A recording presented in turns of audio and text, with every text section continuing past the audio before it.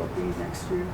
How rare is that maybe as a freshman, not only you mentioned kind of the versatility where she can hit in the lineup, the different types of pitches, but also that mentality of kind of surrendering.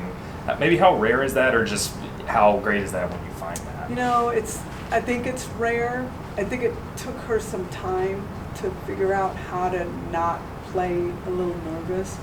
She comes from a pedigree of amazing athletes, and I think she's just around it enough. But she's also around a lot of upperclassmen who, I'm not going to say they demand, but when you're out there and you see the way they're practicing and playing, you know the standard or the expectation offensively, defensively.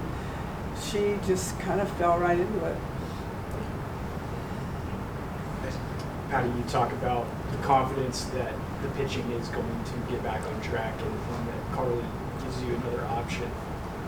What do you feel like are maybe some of the keys for Kelly and for Kirsten to kind of get back to dominating like they were? Yeah, I add Nicole. I thought Nicole May this last weekend threw pretty dang well. I think KD threw really well out at UCF. Sometimes I don't know that they're used to coming in maybe out of the bullpen or what have you.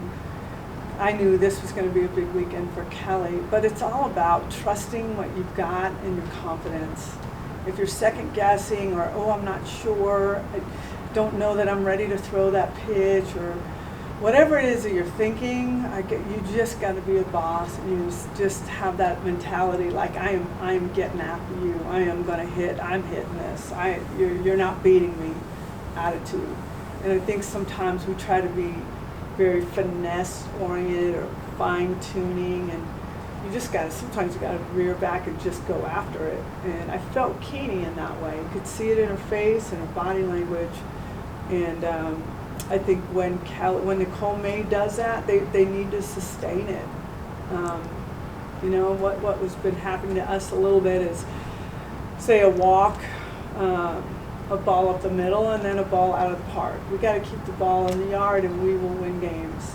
We've got to minimize walks, minimize hit batters, and that's something that we're really working on. I think sometimes we try to be so perfect that we're not even close to it. Right, Chapman and then Chris. Sticking with the pitching, Coach Rocha seems to have a real knack for getting pitchers to peak this time of year. You think May, her freshman year, Bedlam through, and then G coming alive, Hope. Like, what is it about Coach Rocha that allows everything to really sink in, that it just thrives in May and June? She is definitely the voice of calm and reason, which is what every pitching coach, every pitcher needs, I think, from a pitching coach, someone that can talk them down. We just had a good conversation today, and she is really excited.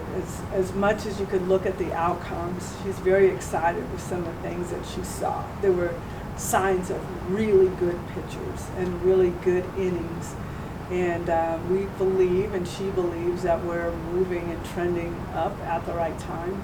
But she has a real good sense of how to speak to pitchers, because she was a pitcher, and they respect her, they believe her, they listen to her. So, and I believe her too. So I'm really excited after talking to her today about the direction that the staff's going. Coach, what do you feel like your team can get out of this opportunity, where it's not do or die yet, but it is a tournament? You have some of the best teams in the country playing in that neutral site. We're talking about Big 12? Yeah, this week. I think this team is a team that likes opportunity to get whoever might have beaten them. They hope to see them again to make it right, or to like revenge tour, whatever you want to call it. But there's things we can gain from this weekend. If we can win it all, we likely are going through some really good teams, which would help maybe move us again. We don't care right now, to be honest. If we're 1, 2, 4, 5, as long as we're in the 8 and we're home throughout, that's what we're looking for. So I really think we can catapult off of this last game we had Sunday, and I think their finals are going to be over. We've had long conversations about, like, this is the last thing you're going to do as a senior, and it's the thing you want to remember the most. And so don't try too hard, just have it. When they have fun, and that honestly is why we were a little bit late today, because they were having so much fun on the field that we lost track of time, because they were competing in a way that I hadn't seen them do in a while. So I really love the direction that we're going right now. And they look to put it all together at the right time. So the Big 12 tournament, of course we want to win it, but we want to see our steps go in the right direction, because ultimately we're after winning all of it. Bob and then Daniel. Going back to Ella and Cassidy, when did you know they were physically, mentally tough enough to handle this? It's one thing to do it the first month of the season, it's another thing to do it on a day like Sunday. I knew that when they were still in high school, when I'm watching them in travel ball. They were what I would say women amongst girls. They stood out without question. Every coach in the country knew who those two players were. So they had it. They had the swing. They had strength. Ella has strength, and she gained it even more while she was here. Pickering as well. So I mean, it was very early that I noticed that these two are going to be elite, and they're showing that. Patty, as your first season at Willis Field comes to a conclusion soon, what have been like the reviews from like opposing coaches and players about Willis Field, like playing conditions, dugouts, and all that stuff? I usually don't have a lot of conversations with coaches afterwards, but some are posting things out, I'm assuming, but the person that I really respect the most, who really, and they beat us, and that was Lafayette, Louisiana. It was just, you put out quite an awesome tweet about women's athletics and this facility and what it meant, and everybody should try to go play there. And I appreciate coaches that recognize it and just for the good of the game have something good to say about it, because that's why we did it. It's not just for our team, it's trying to make this sport better. And commitment from our athletic department, our president, it all, and those who love our sport, the Loves family, it all made it happen. But it's really a message. It's a message to call others out, and he recognized that right away, and that was really tremendous. I really appreciate that you see it more than just a game or the ending or who won or who lost, but more of, look at this place and look where it could take us. Let's bring our AD out here and let him see what's going on. That's how you do it, right? In football, right? Who can outbuild who? And it just keeps going back and forth, back and forth. We just want to get it built and then let it go wherever it needs to go. Ryan Chapman. Coach, over the past couple of years, you've talked about the evolution of it's harder and harder to have the mindset of like an underdog, as far as having to flip that to being prepared to take on teams that are kind of coming for you. Selfishly, do you enjoy maybe being able to have a little bit extra chip on this team's shoulder coming into this weekend? It's I think it's allowing us to kind of exhale, to be honest. And just you're supposed to win every game, every day you play, every team, doesn't matter. Sweep the series. I mean, that's the expectation. I think it's our expectation, but it can become smothering at times. And so I like to see, I'm really anxious to see the response at the Big 12 tournament, what they look like, how hungry they are, and just if they're freed up. They were handcuffed all weekend, and no disrespect, we got flat out beat, but we definitely were not close to being our best, and that's where we need to be. Okay. Really excited the way we played on Sunday, much more like senior softball style. I think there were a lot of exhales after that. It was late, but it was better than never. We found some great things from Carly Keeney, which was good, and the freshmen are just continuing to, sometimes they're carrying us, but I mean, they're pretty elite freshmen. So I liked how we finished, and we had a really good day today, and I'm trusting that we're going to get through finals well enough. So on Thursday we can really get focused on what we're trying to do. Start with Ryan Avery. Yeah, Patty, I want to ask you about Carly. You just talked to her, and she talked about the process of coming back from that injury. What's really stood out to you about that, especially the way she's looked, not only last weekend, but the build-up over the last few weeks to get to this point? She's just a program guy. She's just very in tune with what's going on. She handles her work like a professional. And she's a team person. She's just always in it. She's not pouting and, boo-hooing and I should be this or that. She's just waiting for her turn. And she's just a wonderful example of just a good team player and a hard worker and everything you would want out of a pitcher or just an athlete. So it was almost kind of a matter of time when this is going to be her time. And she grabbed it, she shined, and gives us some great options going forward. That's sort of the follow-up I want to make. Just what does that do for you, just as far as giving you another good option? I missed the first Just May. what does that do as far as giving you more options? Gotcha. Okay. A lot, really. It's not like we didn't believe in her, but we were really trying to get some of these other pitchers to find their groove.